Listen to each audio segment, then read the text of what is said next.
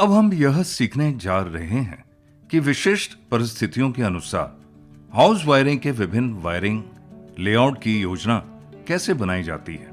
आइए सबसे पहले वायरिंग के बारे में जानें।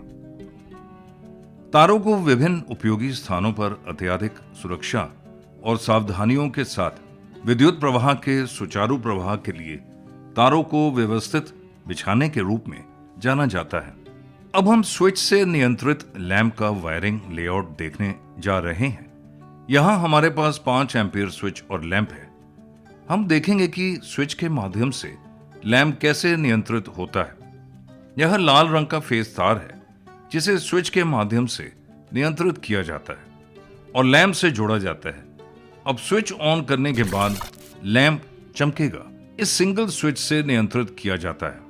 रेगुलेटर और स्विच से नियंत्रित पंखे का वायरिंग लेआउट। लाल रंग का फेज वायर लिया है जो फैन स्विच से जुड़ा हुआ है। स्विच आउटपुट फैन रेगुलेटर के इनपुट टर्मिनल से जोड़ा जा रहा है। पंखा पंखे के रेगुलेटर आउटपुट टर्मिनल वायर से कनेक्ट होगा जो पीले रंग का है। इस तरह सिंगल स्विच और रेगुलेटर के जरिए फैन को कंट्रोल किया जाता है। समानांतर में 2 स्विच के साथ नियंत्रित लैंप का वायरिंग लेआउट। आप देख सकते हैं कि 2 स्विच समानांतर तरीके से लाल रंग से जुड़े हुए हैं। आने वाले बिजली की आपूर्ति लाल रंग के तार के माध्यम से एक स्विच के इनपुट टर्मिनल से जुड़ा है। एक स्विच का आउटपुट लैंप के एक टर्मिनल पर जुड़ा होता है और दूसरा टर्मिनल सीधे न्यूट्रल तार से जुड़ा होता है। अब अगर किसी स्विच को ऑन करेंगे तो लैंप ऑन होगा, लेकिन लैंप को बंद करने के लिए हमें दोनों स्विच को बंद करना होगा, अन्यथा यह बंद नहीं होगा। अब हम लाइट फैन कंट्रोलिंग के लिए 2 वे स्विच वायरिंग देखेंगे। 3 टर्मिनल होता है। मध्य टर्मिनल पॉइंट इनपुट आपूर्ति के साथ साथ प्रकाश पंखे टर्मिनल को जोड़ने के लिए है। अब हम फेस के लिए पीले रंग के तार का उपयोग देख रहे हैं जो कि एक ट्विन स्विच 1 के मध्य टर्मिनल पॉइंट से जुड़ा हुआ है और लैंप पंखा स्विच 2 के मध्य टर्मिनल पॉइंट से जुड़ा हुआ है। अन्य 2 टर्मिनल समानांतर में जुड़े हुए हैं। न्यूट्रल तार सीधे लैंप टर्मिनल पॉइंट से जुड़ा हुआ है। अब हम स्विच को ऑपरेट करके देखेंगे। हम स्विच 1 दबाते हैं, अब लाइट चमकने लगती है। अब स्विच 2 दबाकर हम लाइट बंद कर सकते हैं। इस तरह हम अलग अलग लोकेशन से स्विच ऑन और ऑफ कर सकते हैं। अब हम स्विच से नियंत्रित सॉकेट का वायरिंग लेआउट देखेंगे। अब हम 2 अलग अलग तरह के सॉकेट देख रहे हैं जिन्हें अलग अलग स्विच से नियंत्रित किया जाता है। एक सॉकेट 6 बाय 16 एम्पियर रेटिंग का है और दूसरा 5 एम्पियर रेटिंग वाला है। अब हम देखेंगे कि हम वायरिंग कैसे कर रहे हैं। फेज के लिए पीले रंग के तार का उपयोग, न्यूट्रल के लिए काले रंग के तार का उपयोग और अर्थिंग के लिए हरे रंग के तार का उपयोग है। इनपुट बिजली की आपूर्ति पहले स्विच इनपुट टर्मिनल से जुड़ी हुई है। सॉकेट के दाहिने हाथ की ओर का टर्मिनल स्विच आउटपुट टर्मिनल जुड़ा हुआ है। सॉकेट का left hand side terminal neutral wire से जुड़े हैं। अर्थिंग वायर शीर्ष टर्मिनल से जुड़ा हुआ है। अब सॉकेट स्विच के साथ संचालित करने के लिए तैयार है। अब हम देखेंगे विद्युत तारों के कार्य की योजना। वायरिंग का काम करने से पहले इलेक्ट्रीशियन को योजना बनानी चाहिए और किए जाने कार्यों की पहचान करनी चाहिए। इससे इलेक्ट्रीशियन को कार्य को साफ और सुरक्षित तरीके से पूरा करने में मदद मिलेगी। आप देख रहे हैं कि इलेक्ट्रीशियन निम्नलिखित के अनुसार योजना बना रहे हैं। जैसा कि आप देख रहे हैं कि इलेक्ट्रीशियन ऑफिस पेंट्री के लिए साइट विजिट कर रहे हैं। यहां ऑफिस पेंट्री के लिए वायरिंग करने की आवश्यकता उत्पन्न हुई है। इलेक्ट्रीशियन कार्यालय के पेंट्री प्रभारी का सुझाव ले रहे हैं जहां वह पावर पॉइंट और लाइट पॉइंट को लगाना चाहते हैं। पेंट्री प्रभारी से इलेक्ट्रीशियन जानकारी ले रहे हैं कि वह पावर पॉइंट पर किस तरह का यंत्र चलाएंगे। जैसा कि आप देख रहे हैं कि वह वाटर प्यूरिफायर के लिए स्थान निर्धारित कर रहे हैं। अब इलेक्ट्रीशियन उसी के लिए स्थान चिन्हित कर रहा है। पेंट्री प्रभारी लाइट पॉइंट के लिए स्थान दिखा रहा है। तद अनुसार इलेक्ट्रिशियन लाइट पॉइंट के लिए स्थान चिन्हित करता है। आवश्यकता के अनुसार लाइट पॉइंट और पावर पॉइंट के लिए सिंगल फेज वायरिंग की जरूरत है।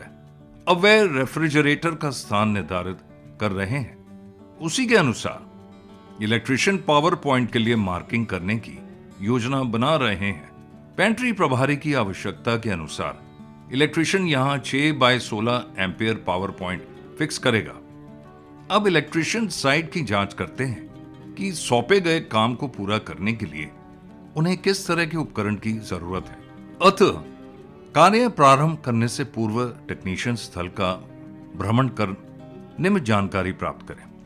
1. उपयोग के लिए उपयुक्त विद्युत उपकरण। 2. अधिकतम भार मांग भविष्य भार प्रावधान। 3. सिंगल या 3 फेज इनकमिंग सप्लाई की आवश्यकता और उसके अनुसार पॉइंट मार्किंग करना। 4. तारों का प्रकार और 5. उन पॉइंट को फिक्स करने के लिए उपकरण व्यवस्था। इसके अलावा इलेक्ट्रिशियन को बिल्डिंग फ्लोर प्लान और इंस्टॉलेशन की आवश्यकताओं की सहायता से बिजली के उपकरणों की नियुक्ति और इंस्टॉलेशन डिजाइन की जानकारी लेनी चाहिए, जैसे प्रस्तावित भार और भविष्य के भार वृद्धि का अनुमान। अब आवश्यकता के आधार पर इलेक्ट्रिशियन अधिकतम लोड मांग का अनुमान लगाता है, जो कि तारों और सहायक उपकरण जैसे तारों के उपकरण के विनिर्देशों को निर्धारित करने के लिए महत्वपूर्ण है। इसके बाद भविष्य के लोड प्रावधानों सहित विद्युत स्थापना योजनाओं को तैयार करना आवश्यक है। उपभोक्ता लोड आवश्यकताओं और अधिकतम लोड मांग का विश्लेषण करने के बाद तारों, केबल्स, एमसीबी, स्विच और अन्य विद्युत सहायक उपकरण की सही आवश्यकता को ध्यान में रखते हुए तारों के आरेख विनिर्देशों के अनुसार डिजाइन किए जाते हैं। योजना लोड वृद्धि के अनुसार बनाई गई है ताकि भविष्य में ग्राहक की मांग को न्यूनतम खर्च के साथ अनुकूलित किया जा सके। अब हम वायरिंग बिछाने के बारे में जानेंगे।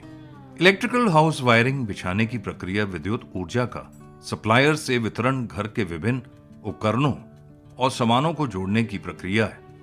ये उपकरण टेलीविजन, लैंप, एयर कंडीशनर आदि हैं। अब तक हमने विभिन्न प्रकार की तारों को बिछाने की योजना और ड्राइंग को देखा है। आइए अब तार बिछाने की चरण दर चरण प्रक्रियाओं को देखें। पावर पॉइंट के निर्माण के लिए साइट विजिट के अनुसार अब हम देखेंगे कि केसिंग, कैपिंग, वायरिंग कैसे करें। केसिंग फिक्सिंग से पहले टेक्नीशियन माप ले रहे हैं। तद अनुसार वे केसिंग और कैपिंग को उचित लंबाई में काटेंगे। उन्होंने केसिंग और कैपिंग के लिए माप ले लिया है। हमें केसिंग और कैपिंग सीधी लाइन में बिछाना होता है। दीवार पर केसिंग और कैपिंग सीधी लाइन में लगाने के लिए अब हम सीधी लाइन बना रहे हैं। अब उस उद्देश्य के लिए दीवार के साथ केसिंग फिक्स करने के लिए अलग अलग स्थानों पर हम ड्रिलिंग कर रहे हैं। ड्रिल पॉइंट पर हम पीवीसी ग्रिप को फिक्स कर रहे हैं, जिसकी लंबाई 38 मिलीमीटर है। अब हम पीवीसी केसिंग को फिक्स कर रहे हैं। अब केसिंग फिक्सिंग का काम पूरा हो गया है। अब हम केसिंग में तार बिछाएंगे। उसके बाद हम कैपिंग को फिक्स करेंगे।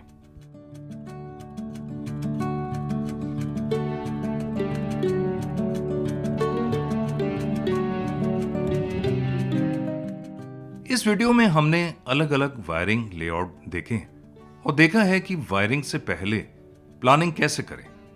हमने देखा है कि केसिंग और कैपिंग वायरिंग कैसे की जाती है। उसी तरह हम अन्य प्रकार के वायरिंग भी करते हैं, जैसा कि आप यहां देख रहे हैं। कंसील्ड वायरिंग, जिसमें दीवार की कतरन के बाद हम दीवार के अंदर कॉन्डुइट डालते हैं।